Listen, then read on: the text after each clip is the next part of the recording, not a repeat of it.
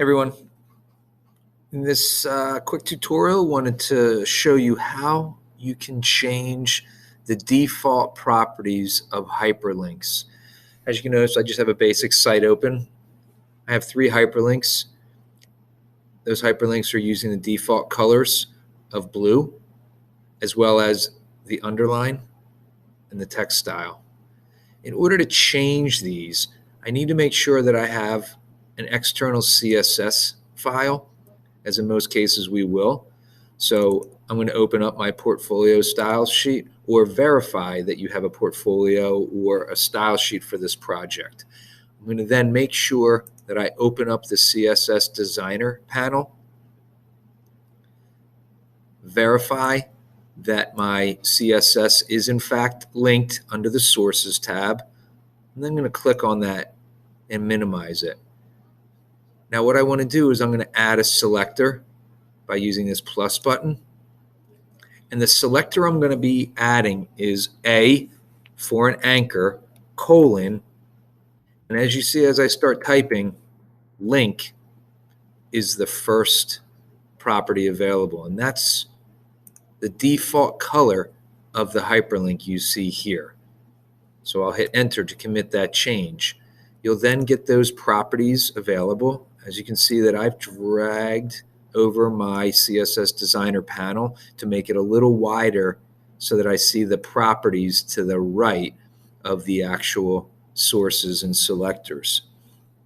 Also recognize if your show set is turned on with a checkbox, you will not see any properties available for this selector. We must turn this off in order to see all available properties for the A-link selector. Now I'm going to navigate to the text section. You can also remember scroll down, and I'm going to change the font color, and I want to make this color white, and hit enter.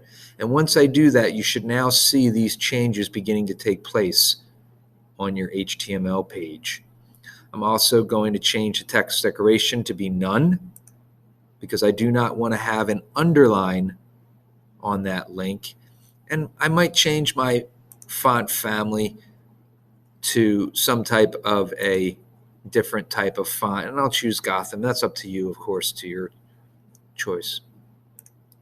Now I've made those changes. These changes are all being done on your portfolio or your style sheet. Recognize I haven't changed anything on my HTML page, so there is no asterisk notifying me that I have had changes made. Those changes were only made on the style sheet. Now, that's one of 4 states available on a hyperlink. A link is the first. The second state that I'm going to choose is after a person has visited it. We know that by default that color is purple. The text color, that is purple. So what I want to do is I want to make sure that after a person has visited this link, it's going to look exactly the same as you see here.